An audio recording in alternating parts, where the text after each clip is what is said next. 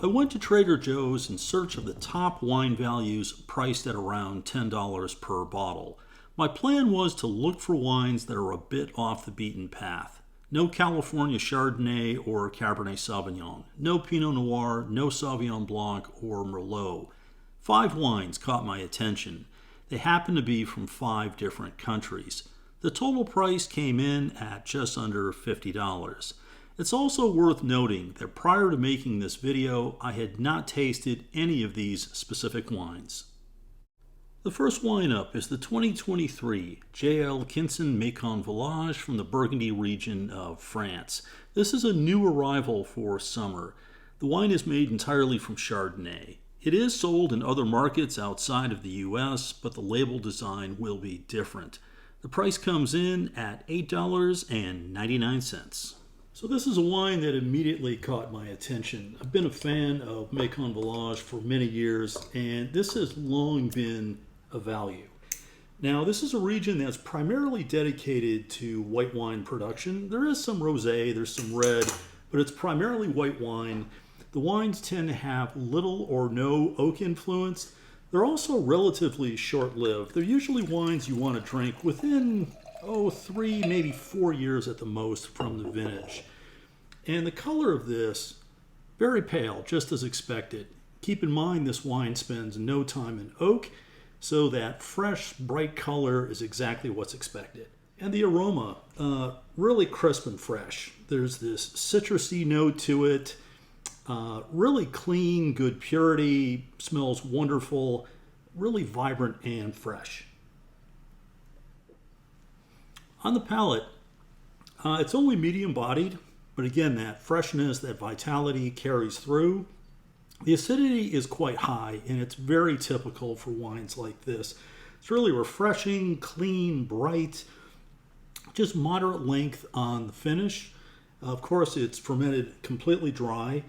The wine's really enjoyable from start to finish, and this is just ideal for summertime. Get it well chilled.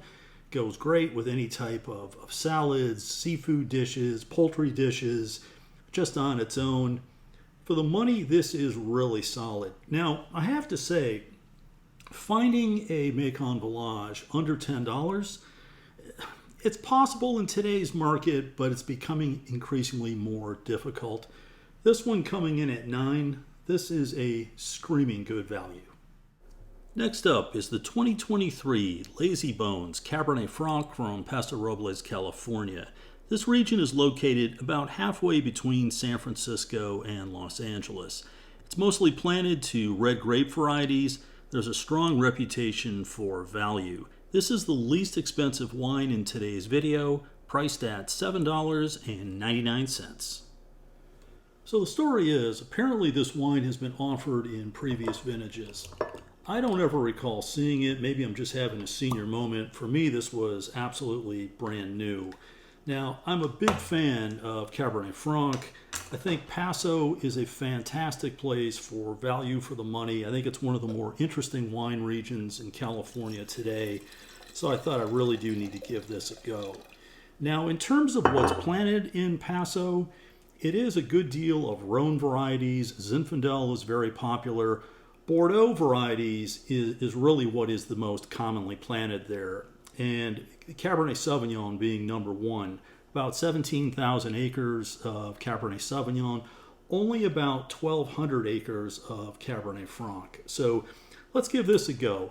It's just medium deep in color, really not all that unusual. It does have a bit of a purplish color.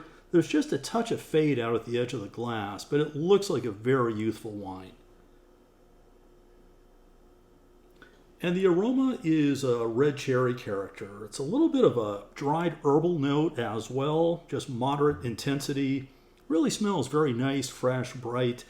If I was comparing it to Cabernet Franc from another region, it's a little bit reminiscent of what you'll find in the Loire. It has a bit of that bright fruit character. I'm curious to see if the acidity follows through. On the palate, really soft, very smooth, good weight. The wine checks in at 14.4 alcohol, and wines from Paso oftentimes will have alcohol levels that are a bit elevated. This has good ripeness, but there's nothing about it that's stewy, cooked, pruny. It has none of that character to it. Sometimes you can find that in very warm regions. I don't think this has any oak to it, or if it does, it's very minimal. And on the back palate, tannins are extremely soft. This wine is actually really vibrant, fresh. There's good purity to it. And it's a wine that you would not want to keep long. I think it's really all built on that primary fruit character. It's really quite nice. And for the money, I think this is really very good. It's a solid wine from start to finish. If you're enjoying my videos and you've not yet subscribed, please consider doing so right now. Hit the like button and definitely hit that notification bell. All of these things help to get my videos out to a broader audience. It's much appreciated. The next wine up is the 2021 Rosa de Olmo Langhe Nebbiolo from the Piedmont region of northwest Italy. This wine is priced at $8.99. So this is a wine that I've seen on the shelf for years, even picked it up a few times, never actually bought a bottle. So this is a first. This is a wine that's actually been available through Trader Joe's for a good number of years. Now the appearance on this is exactly what's expected with Nebbiolo. It's a bit pale in color. There's some fade out at the edge of the glass, but it looks exactly as it should. The aroma has a bit of a tart cherry characteristic to it, but it's actually rather muted, quite a tap down aroma. It might be just a matter of this wine needing a little bit of air. Yeah, it doesn't smell bad. There's just not a whole lot of aroma to it at this point. On the palate, it's a little softer than expected. Oftentimes with Nebbiolo, you'll find a little more acidity. This is just moderate acidity. There's some decent weight here. I mean, the wine's certainly not full. It's not layered or complex, but there's some decent weight here. It checks in at 13.5 alcohol. It's relatively soft on the back palate. It's a simple wine. There's nothing about it that's off-putting. There's nothing about this that's flawed. It's just really a simple, stripped-down, basic sort of red. I don't think there's a whole lot more to say on this wine. I don't think this is going to benefit from some additional aging. I mean, the wine is decent, but nothing overly exciting. The next wine is the 2022 Trader Joe's Reserva from the Douro Valley of Portugal. This wine has just recently arrived at TJ's, but it's a limited time offer. It's priced at $9.99. So when I spotted this wine, I was super excited. I'm a big fan of Portugal, and in recent years, the offerings have just been sensational. Douro is certainly right at the top of the list in terms of interesting wines from that country. Now, blends are very common. This is actually a blend of 7 different grape varieties, with Touriga Nacional being the primary grape here. That is really the benchmark grape from Portugal. So I'm curious to see this. I don't believe this wine has been sold at Trader Joe's before, or if it has, I've missed it. So I'm really curious and excited to try this. Now the color on this is very good, very deep in color, more of a purple color versus red. The color has good saturation at the core, and it extends to the rim quite well. The color is outstanding.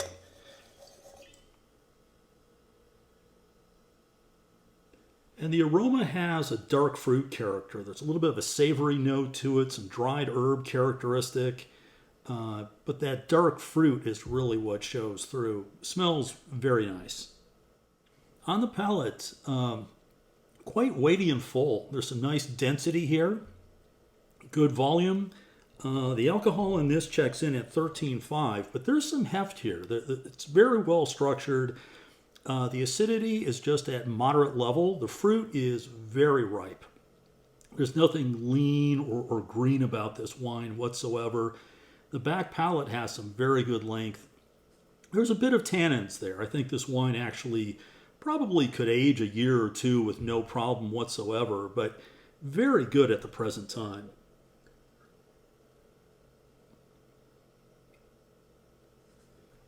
I've got to say, I think this is very nice. And of the wines tasted so far, this one is the one I give the big thumbs up to. I think this wine is really nice.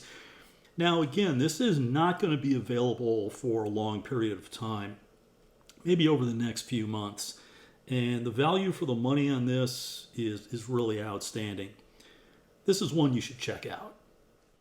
Next up is the 2022 Flor de Zalin Red Blend from the Montsant region of Spain. This wine is made from 40% Carignan, 40% Syrah, and 20% Grenache. This is the splurge in today's video, priced at $11.99.